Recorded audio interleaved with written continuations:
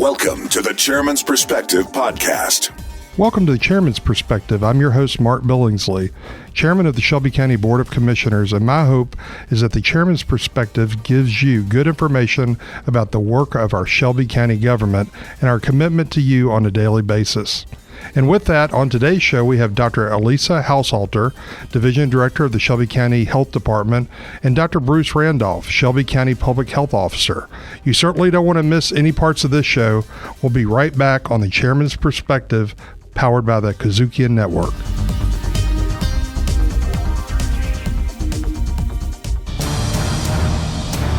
Inside 901. Inside 901. I am your host, Lieutenant Anthony Buckner.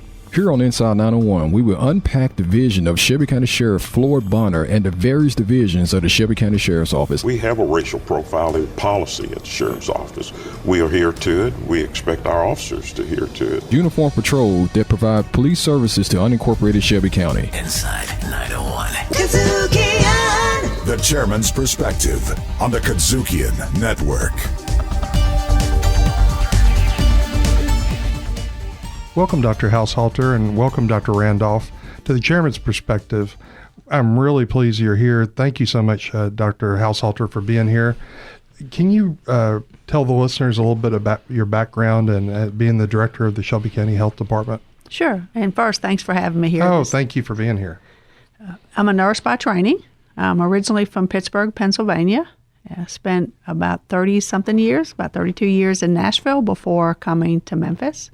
I did my doctorate here at UT, so I actually feel like I know Memphis very well because I came back and forth from Nashville to finish my doctorate at the nursing school here. Very good. And Dr. Randolph, you're new to the area. We're glad you're here. Tell us a little bit about your background. Well, I am a physician, and actually I've been in Memphis since 1996. Okay. Came here as an occupational medicine physician. Okay. Prior to that, I was in public health in Oklahoma and subsequently changed specialties to occupational medicine. Wow. And moved here in 1996 from Oklahoma and been in and out of the city on various jobs. My background is from Florida, small town, Live Oak, Florida, and I attended Tuskegee University, Tuskegee Institute at the time. Congratulations. And I played football and went on to University of Florida for medical school and subsequently into public health. Well, I work at a university, and it seems like we have more and more young people interested in the healthcare role, being a nurse or a physician assistant, a nurse practitioner. How do you end up in, Dr. Haushalter, you talked about starting out in nursing. How do you end up in public health? So it's a really great question because we're always trying to recruit nurses into public health nursing. Okay. We are really a dying breed, so any nurses out there or nursing students, please think about it. Generally, nurses should have about a year's experience in the traditional healthcare system before they come into public health, but that's not always the case. I actually went into public health very early out of school because there was a nursing shortage, and I knew I wanted to be in public health, so I was able to enter the profession very early and have a lot of support and mentoring from others. And you've enjoyed your career thus far? I love my career. I tell people after almost 40 years, I love it as much today as the first day that I started. There's never a day that's the same. There's a lot of diversity. I'm very passionate about what I do, and I enjoy what I do every day. Wow. Dr. Randolph, when did the physician bug bite you? Well, actually, in terms of being a physician, that was a childhood dream, really, as early as age 6. But it really wasn't until I was at Tuskegee that I realized that I could turn that dream into a reality. And so after realizing I wasn't going to make it to the NFL, I decided to focus more on academics. And so I went into medicine in medical school. But it was in medical school where I decided that I wanted to be a health officer. Gotcha. So I'm finally fulfilling a dream that I had 30-some years ago. Well, I know over the last couple of weeks we've been talking about the 200th anniversary of Shelby County. We've talked about all the amazing things that have happened in Shelby County over the last 200 years, but we also have a lot of challenges. In your role, Dr. Haushalter, in the health department, what are the biggest challenges we face in Shelby County? I think we face some of the same challenges that any other big community might face. So those are things like obesity, overweight, chronic illness. That's a given. But some things that are very specific here, we're actually celebrating World AIDS Day. We still have transmission of HIV, particularly amongst the 25 to 34-year-old age group. Wow. So something we need to focus on heavily. We still have an infant mortality rate that's higher than other communities that we need to focus on. And then our opioid epidemic, we've been ahead of the curve on the opioid epidemic, but we still need to focus there. And then more importantly, and this is something Dr. Randolph and I are both very passionate about, is we need to do something about our homicide rate and really, as a health department, step up and do what we can do to reduce violence in our community. Wow. You're listening to the Chairman's Perspective, powered by the KUDZUKIAN Network. Dr. Randolph, anything on that in regard to the challenges here versus maybe your background in Florida? Are they similar? Similar, especially in terms of the major cities. The issue that I think is confronting us greatly that's not addressed is the violence. Yeah. Because violence really is a manifestation of a lot of other factors that contributes to the outcome of injury and death, and homicide, suicide. And that has always been my focus, is trying to address those underlying causes that lead to violence. When do we start educating young people about public health? Is it ever too early? When do you suggest that you really start educating younger people about some of the challenges we face? It's really never too early. I think we've got to talk about health as much as we talk about education and economics. Healthy people tend to achieve their educational goals, right, and educated people tend to achieve their professional goals. So we need to actually talk about that like we do other things, and it's never too soon. You know, I don't know if we'll have enough in this segment to talk about it, but mental health in Shelby County, how are we doing compared to the national trends? So that's interesting because there's not a lot of data collected on mental health. There are some national surveys that look at quality of life, but we have limited data available. But we do know that particularly depression is an issue across the country, and that's the same here in Shelby County. Dr. Randolph, do you think physicians are afraid to ask that question about your mental health? You know, we go in, we get our physical, we get the x-ray, we get everything else done. You know, historically, to my knowledge, after working for a healthcare hospital here for many years, there was a trend where physicians didn't ask about your mental health. Do you think that's changing? I think so, because physicians are realizing the importance of total well-being. Not only just physical, but mental, emotional, and even spiritual. And so physicians who are, should I say, aware, are more conscientious, will ask about a person's feelings, right, emotions, and their well-being. I think stress is a factor that is grossly underestimated and not fully addressed. It's a great segue. We're going to be right back with Dr. Haushalter and Dr. Randolph on the Chairman's Perspective. We'll be right back. The Chairman's Perspective on the KUDZUKIAN Network. Hey, I'm Williams Brack, co-host of Grind Set. The insight you gain from us and our guests will motivate you to take the leap into entrepreneurship. Make sure to check us out on Spotify, Apple Podcasts, TuneIn, Stitcher, or your favorite podcast provider. Grind Set on the KUDZUKIAN Network. KUDZUKIAN! I'm Mark Billingsley, host of the Chairman's Perspective and current chairman of your Shelby County Board of Commissioners. And in the studio today, I'm very honored to have Dr. Alisa Haushalter, Division Director of the Shelby County Health Department, as well as Dr. Bruce Randolph, Public Health Officer for Shelby County, Tennessee. At the break, we were talking about mental health. Dr. Randolph, you said you believe physicians are asking more questions. We're in the holidays. Some people refer to the holiday blues or crisis at this time.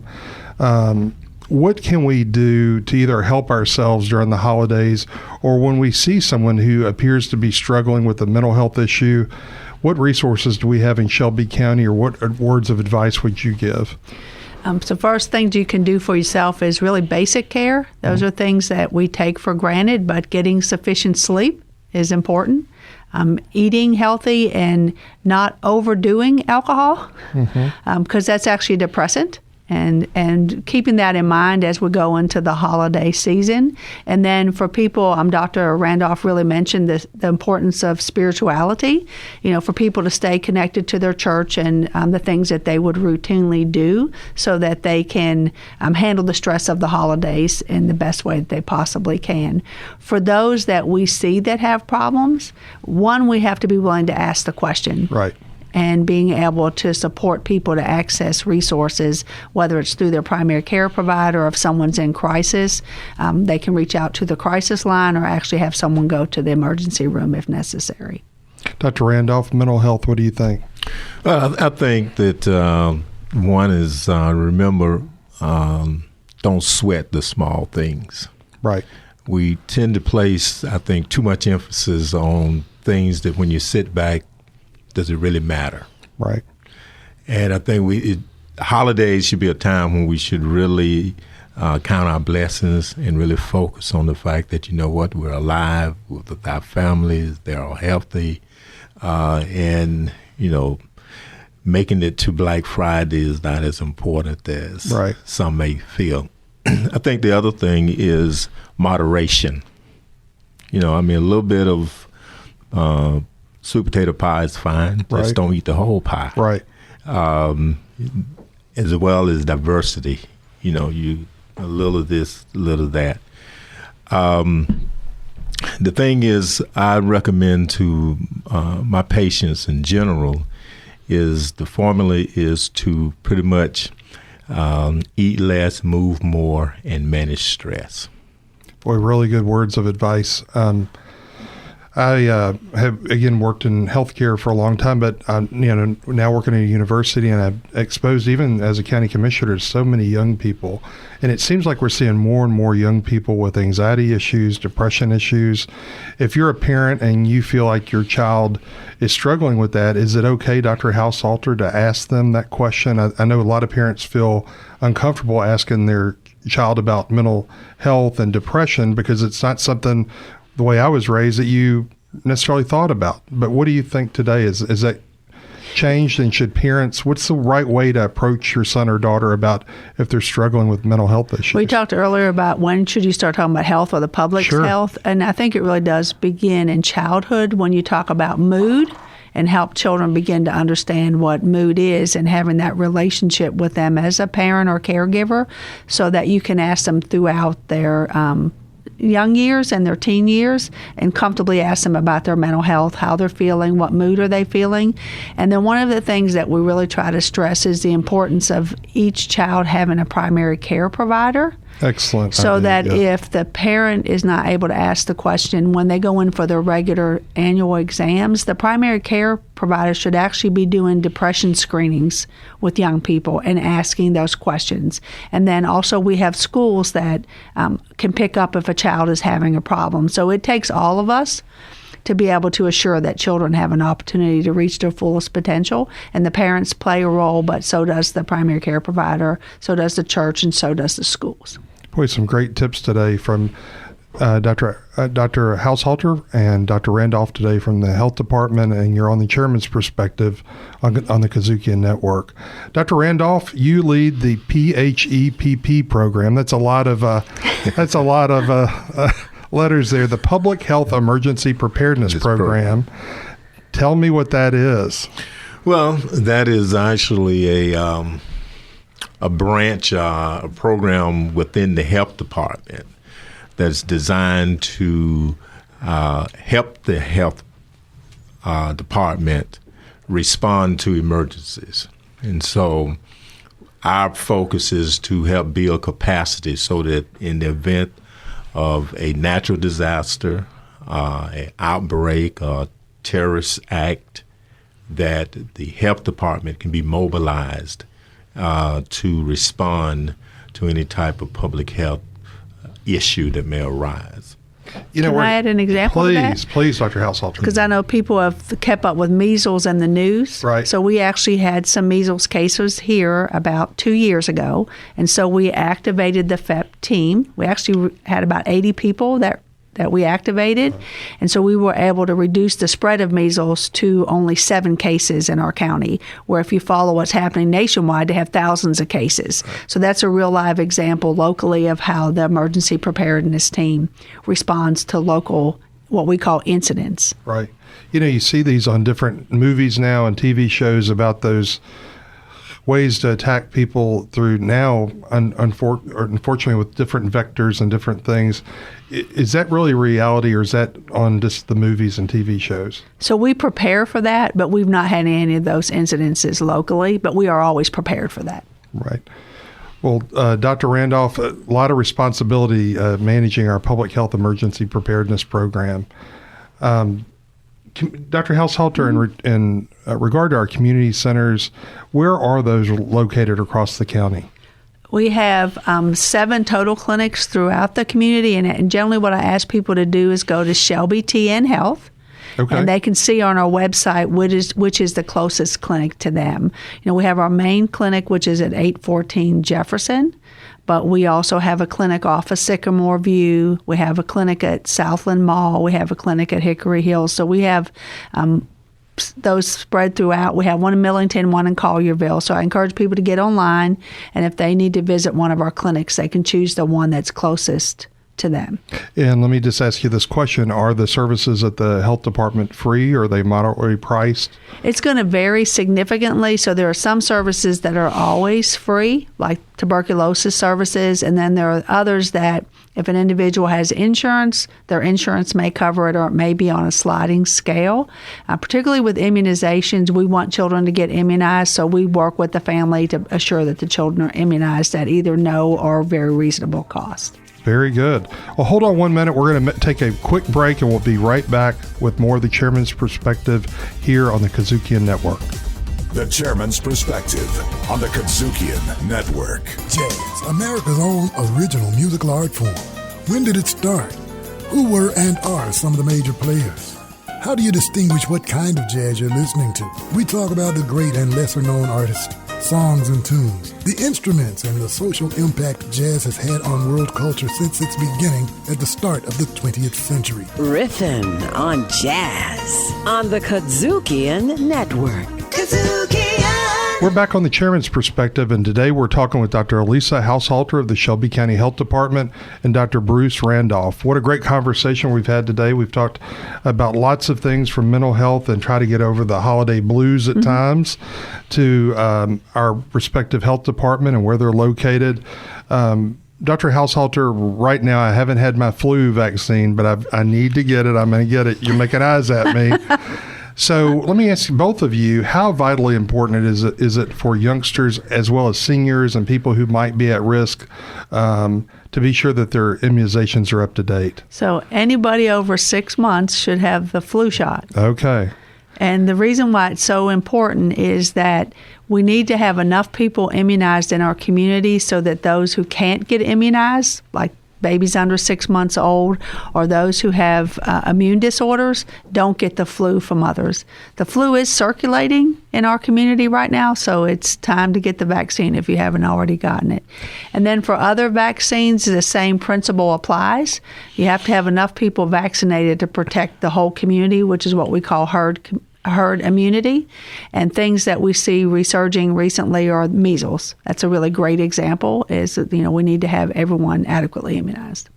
So Dr. Randolph, being a public health leader, the myths about not getting your shots, I know there's a lot of parents, these days that do not immunize their children.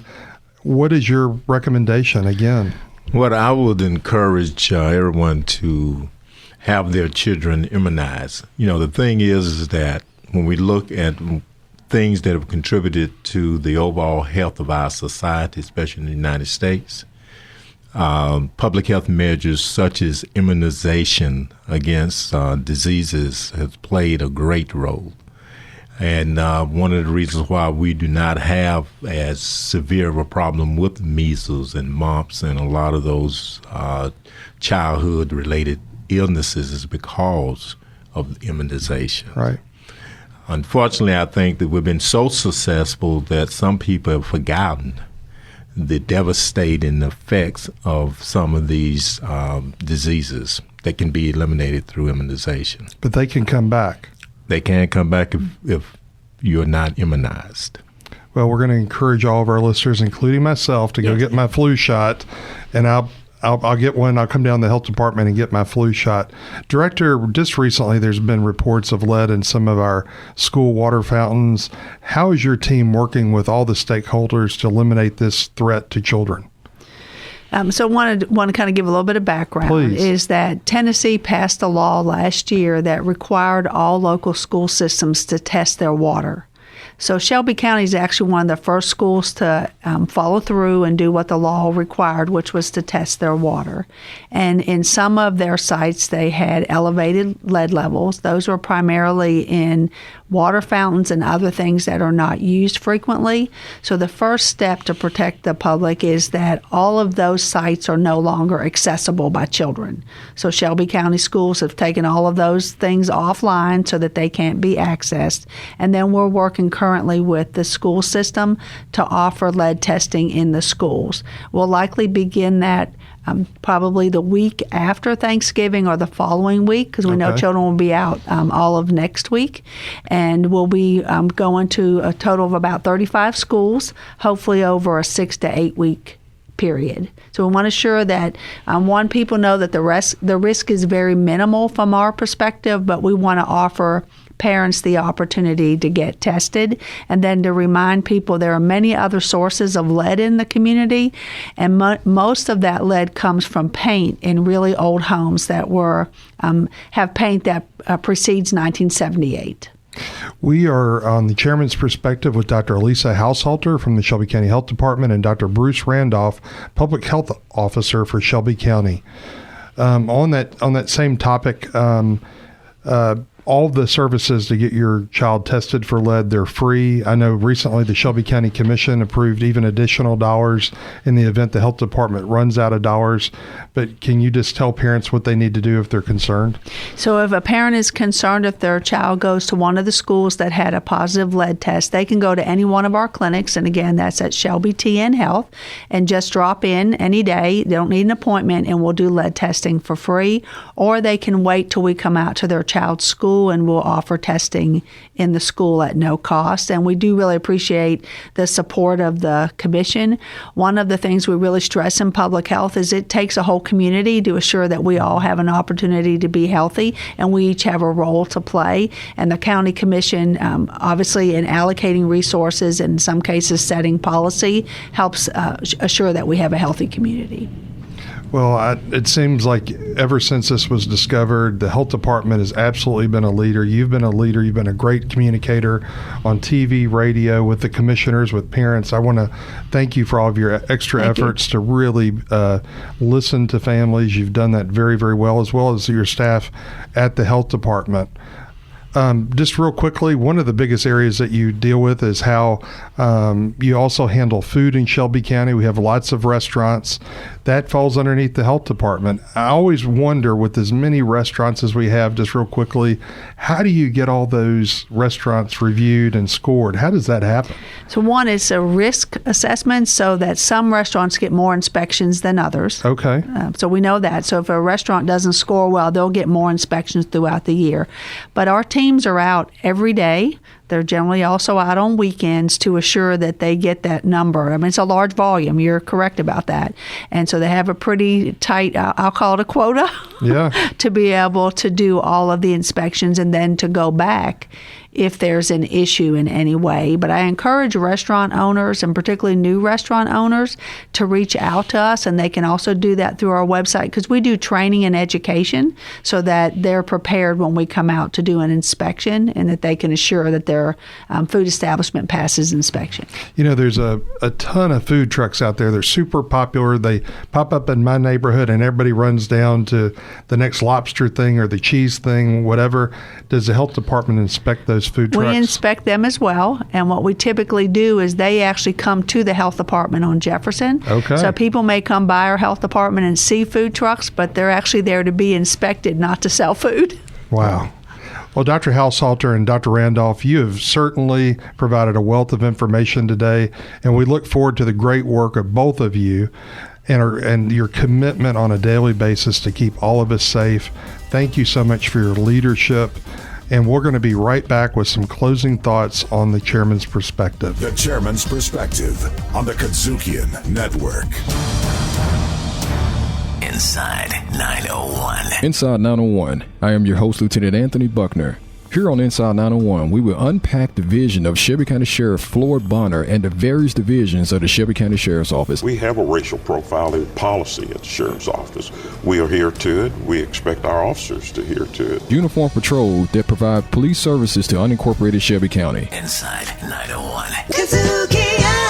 Certainly today, we hope the information shared with you by Dr. Alisa Haushalter and Public Health Officer Dr. Bruce Randolph with the Shelby County Health Department was informative and timely. All the work they do in the Shelby County is important and certainly appreciated. Their staff manages to ensure our food is safe, mental health and maternal and child health care programs, among many others, are running efficiently and effectively for everyone in Shelby County. So I want to send a very special thank you to all the employees of the Shelby County Health Department. They are truly some of Shelby County's best. We've had a great show today, and we continue to encourage you to listen to the Chairman's Perspective and the Commission in Action 2.0 by downloading the KUDZUKIAN app or by visiting your favorite podcast provider. Well, till next time, I'm your chairman, and you've been listening to the Chairman's Perspective powered by the KUDZUKIAN Network. We'll see you next time. The Chairman's Perspective Podcast. Executive producer Shelby County Commission's Chairman Mark Billingsley. Directed, produced, recorded, and distributed by KUDZUKIAN.